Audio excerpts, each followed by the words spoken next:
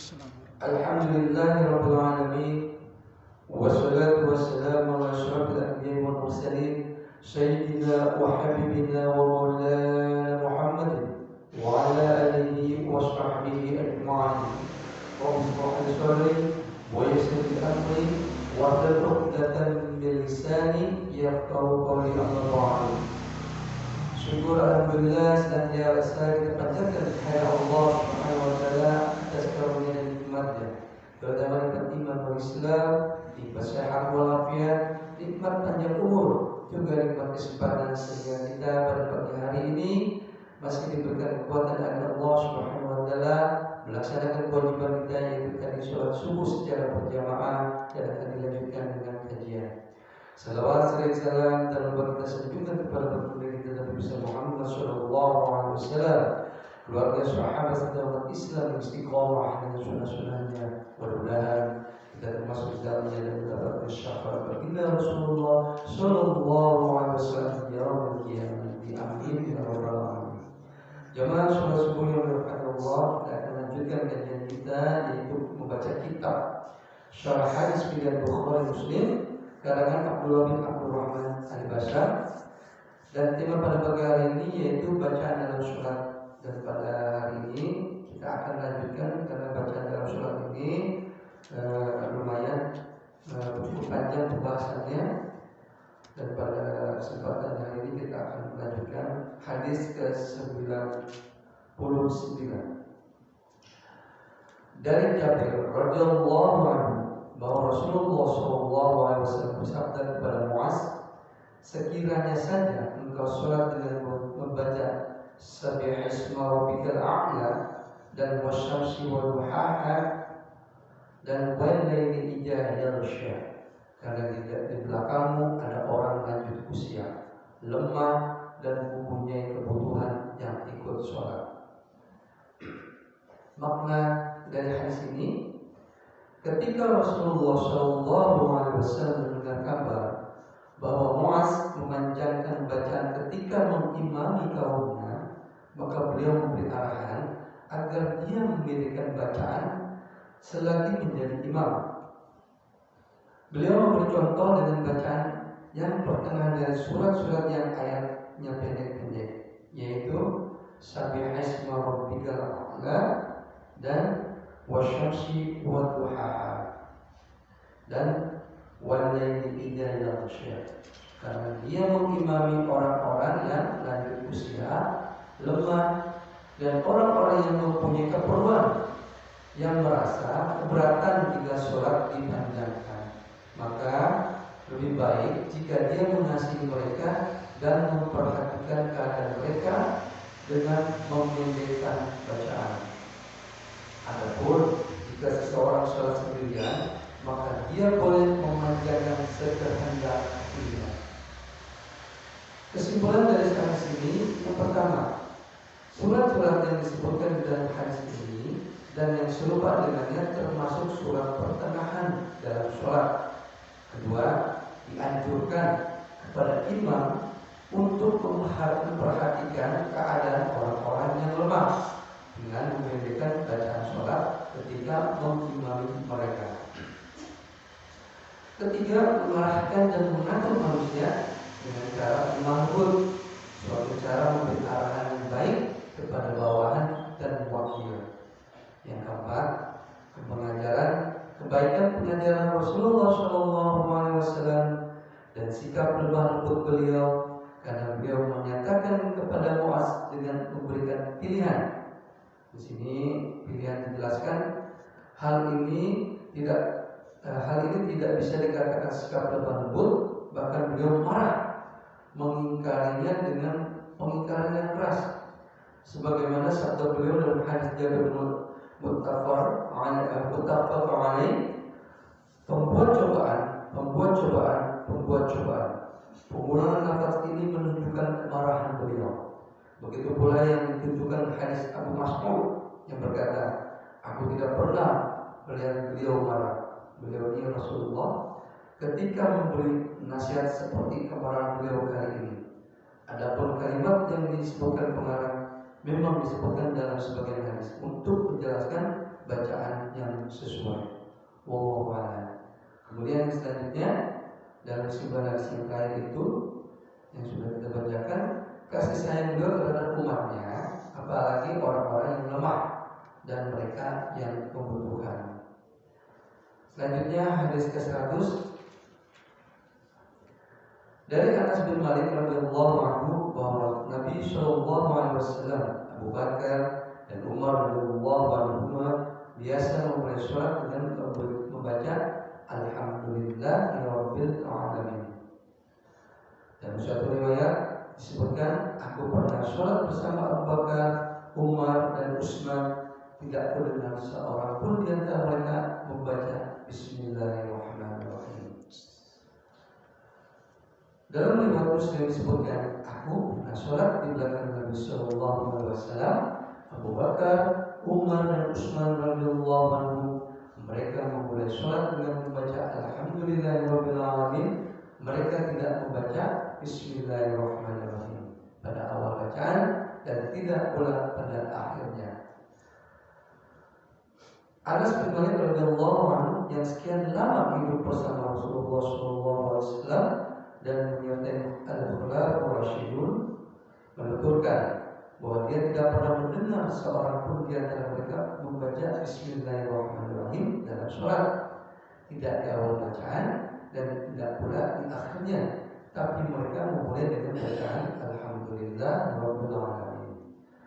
Namun ada perbedaan pendapat di kalangan ulama. 3 imam, Abu Hanifah, Syafi'i dan Ahmad mensunnahkan baca basmalah dalam sholat, sementara Imam Malik tidak mensyariatkannya. Malik berhujjah dengan sebagian riwayat dalam hadis Anas, mereka tidak membaca Bismillahirrahmanirrahim pada awal bacaan dan tidak pula pada akhirnya, karena menurut pendapatnya Bismillahirrahmanirrahim bukan termasuk ayat dari Al-Quran. Sedangkan 3 imam yang mensyariatkan bacaan basmalah berhujjah dengan beberapa hadis, di antaranya hadis Abu Hurairah yang sholat dan membaca Bismillahirrahmanirrahim hingga waladhdallin. Ketika sholatnya selesai, dia berkata, sesungguhnya aku ingin memberikan gambaran kepada kalian tentang sholat Rasulullah sallallahu alaihi wasallam, diriwayatkan Al-Bukhari. Kemudian para imam ini saling berbeda pendapat tentang hukum menyaringkannya. Yang mensyariatkan bacaannya secara nyaring ialah Imam Syafi'i, sedangkan Abu Hanifah, Al-Imam Ahmad mensyariatkan bacaannya secara sembunyi atau disyiarkan. Syafi'i dan para pengikutnya berhujjah dengan hadis Anas ketika ditanya tentang cara bacaan Rasulullah SAW. Maka dia menjawab, bacaannya panjang, kemudian membaca Bismillahirrahmanirrahim dengan memanjangkan Bismillah, memanjangkan Ar-Rahman dan memanjangkan Ar-Rahim, diriwayatkan Al-Bukhari. Dia juga berhujjah dengan hadis Ummu Salamah juga ketika ditanya bacaan beliau, maka dia menjawab, beliau memotong bacaannya ayat demi ayat. Bismillahirrahmanirrahim, Alhamdulillahirabbil alamin, Ar-Rahmanir-Rahim, Maliki Yaumiddin, diriwayatkan dari Imam Ahmad dan Abu Dawud, diriwayatkan oleh Ahmad dan Abu Dawud. Asy-Syafi'i mengabaikan 2 hadis ini dan juga hadis lain yang semisal. Yang keduanya menjelaskan sifat bacaan Rasulullah sallallahu alaihi wasallam yang tidak menyarankan bacaan basmalah dalam sholat. Shaykhul Islam Ibnu Taimiyah berkata, kami meriwayatkan dari Ad-Darqutni, dia berkata, tidak ada satu hadis pun yang sahih dari Nabi sallallahu alaihi wasallam yang menyarankan bacaan basmalah. Hujjah Abu Hanifah dan Ahmad ialah dengan 2 hadis dalam bab ini. Ibnu Daqiq Al-Id berkata, yang dapat diyakini dari hadis ini ialah tidak menyarankan basmalah.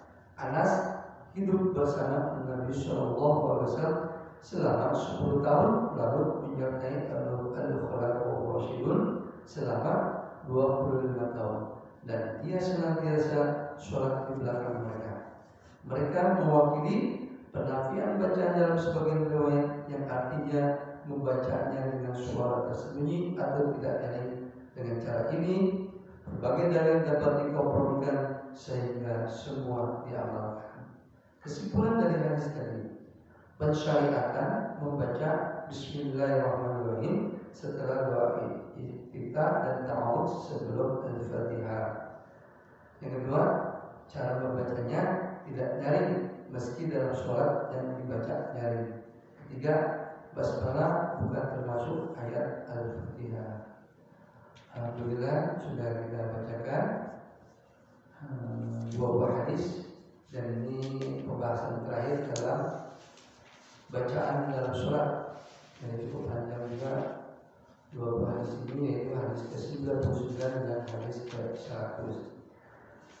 Penjelasan di hadis ke-99 ini yaitu tentang bacaan surah.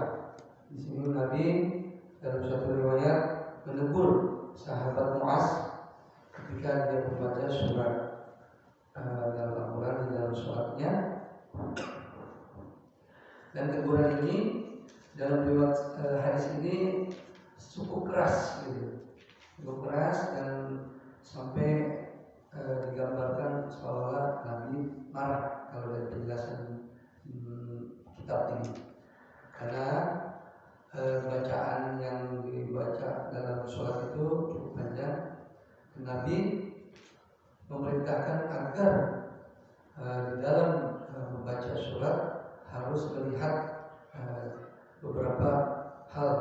Yang pertama adalah surat-surat yang disebutkan di dalam hadis ini yang serupa dengannya termasuk surat pertengahan dalam sholat. Kemudian dianjurkan kepada imam untuk memperhatikan keadaan orang-orang yang lemah dengan memiliki bacaan sholat ketika mengimami mereka. Jadi kalau kondisinya jamaah atau makmumnya ada orang tua atau lansia kemudian seperti itu, jadi lebih baik bacaan sholatnya disesuaikan dengan kondisinya. Namun sepanjang imam atau makmum kita tidak ada yang kategori lansia yang sudah lanjut usia yang sudah lemah, mungkin masih bisa kita membaca surat yang cukup panjang, karena memang Rasulullah sendiri juga melakukan hal itu ketika dia menjadi imam, membaca surat-surat yang panjang. Yang ketiga yaitu memang tadi sedikit dijelaskan ada dua pengertian dalam ketika menegur.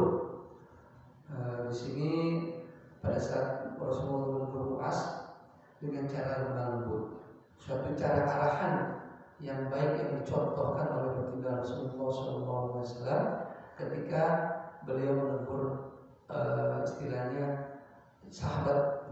Jadi di sini ada dua pendapat, mungkin penegasan kalau bukannya marah-marah, kalau bukan marah maksudnya.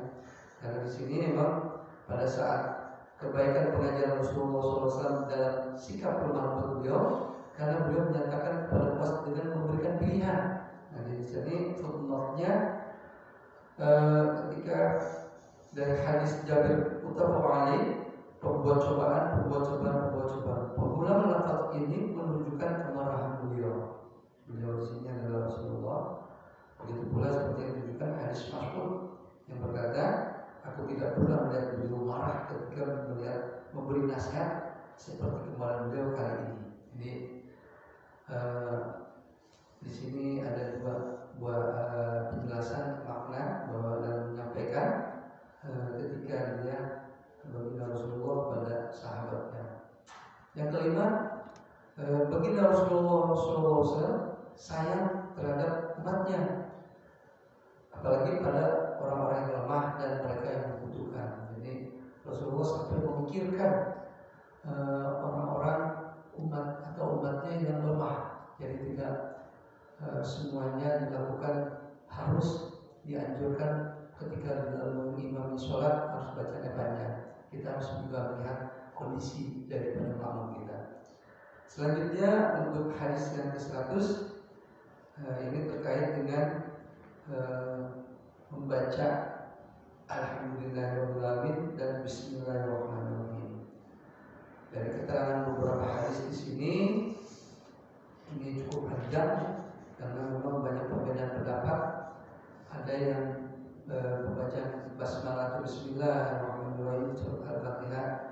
dinyaringkan atau disyirkan atau tersembunyi.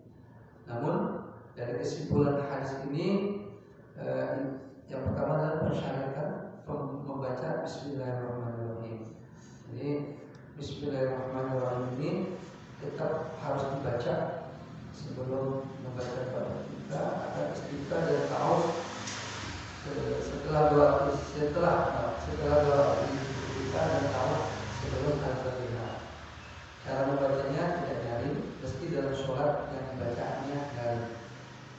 Kemudian basmalah bukan termasuk ayat Al-Fatihah. Dan yang ketiga ini memang masih dalam yang mungkin ada perbedaan juga apakah Al-Fatihah termasuk ayat Al-Fatihah atau tidak. Tentunya pasti akan yang lebih paham, yang berilmu lagi, yang lebih bisa menjelaskan tentang pembacaan Al-Fatihah dan surat Al-Fatihah ini. Mungkin dalam kesempatan lain kita bisa menjelaskan, bisa lebih kita bahas kembali. Namun kalau melihat dari perbedaan pendapat di sini, sebagai penganut atau bermadhab Imam Syafi'i, ya, jadi kalau bermadhab Imam Syafi'i ini, para pengikutnya berujar dengan Anas ketika dia ditanya cara baca Rasulullah SAW, maka dia menjawab bacaannya panjang, kemudian membaca Bismillahirrahmanirrahim dengan membaca Bismillah, membaca Ar-Rahman dan membaca Ar-Rahim. Ini diriwayatkan Al-Bukhari. Dan Imam Syafi'i juga berujar dengan hadis Ummu Salamah ketika ditanya bacaan beliau itu Rasulullah SAW, dan menjawab, beliau memotong bacaan ayatnya Bismillahirrahmanirrahim, Alhamdulillahirrahmanirrahim, Ar-Rahmanirrahim dan seterusnya. Jadi dari kesimpulan hadis yang terakhir ini, sebagai penganut mazhab Syafi'i, boleh kita melakukan seperti hal yang umum yang sudah kita lakukan. Namun bukan berarti kalau misalkan ada imam yang tidak membaca Bismillahirrahmanirrahim, bukan berarti dia salah. Nah, ini juga harus diluruskan di dalam kehidupan kita sehari-hari. Ketika kita melihat imam yang tidak membaca Bismillahirrahmanirrahim dengan nyaring, bukan berarti dia melakukan suatu kesalahan. Karena memang di dalam pelaksanaan sholat sendiri, hadis ini Rasulullah SAW dan para sahabatnya juga melakukan membaca Bismillah itu dengan syir atau tersembunyi, tetapi tetap membaca Bismillahirrahmanirrahim. Jadi jangan sampai kita tidak paham, dan tentunya inilah pentingnya kita belajar sehingga kita tahu ketika kita melihat di masyarakat ada imam yang sekali lagi tidak membaca Bismillah secara nyaring, dan itu mereka mengikuti juga apa yang dilakukan baginda Rasulullah SAW. Dan ini alhamdulillah satu dua buah hadis yang selalu kita baca hampir setiap hari di ba'da subuh ini menambah terus pengetahuan kita, dan ini sangat bermanfaat luar biasa. Walaupun sekali lagi kita berharap kajian ini bisa diikuti secara bersama-sama, namun kita tetap istiqomah walaupun memang kita terus dalam kondisi seperti ini, tapi tidak melemahkan semangat kita untuk terus istiqomah dalam menyampaikan satu dua hadis. Dan ini penting sekali bisa diketahui. Akhirnya dari sini pembahasan dari sini kita akhirnya jadi tahu. Luar biasa, alhamdulillah. Mudah-mudahan ini sangat bermanfaat apa yang kita lakukan selama ini, dan tentunya ibadah kita dalam hal ini sholat kita makin lama makin lebih baik sesuai dengan tuntunan dan ketentuan baginda Nabi besar Muhammad SAW. Jelas sekali di sini tadi. Jadi boleh menyaringkan bacaan Bismillah di dalam sholat, boleh juga tidak menyaringkan. Jadi ini penting. Kedua-duanya tidak ada yang salah. Jadi yang salah adalah kita tidak tahu, kita tidak belajar itu sehingga tidak menyalahkan orang.